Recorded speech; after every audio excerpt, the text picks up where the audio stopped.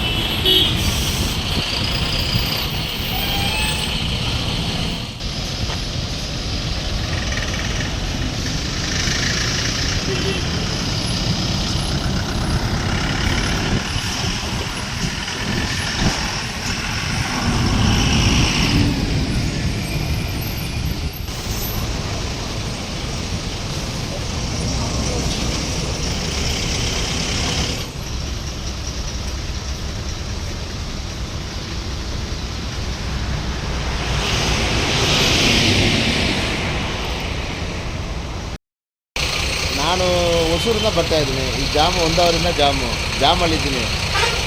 1 ಅವರಿಂದ ಜಾಮು ಎಲ್ಲಿ ನಮ್ಮ ದೇವನಹಳ್ಳಿ ಈ ಕಡೆ ಚಿಕ್ಕಬಳ್ಳಾಪುರ ದೇವನಹಳ್ಳಿ ಮಧ್ಯೆ ಸೆಂಟ್ರಾಗ 1 ಅವರ್ ಜಾಮು. ಇನ್ನೇ ಎಷ್ಟೊತ್ತಾಗುತ್ತೋ ಗೊತ್ತಿಲ್ಲ. ಇದೇ ಜಾಮು ನೋಡ್ಬೋದು. Jangalahalli Ashwath, power news 1 Chikkaballapur.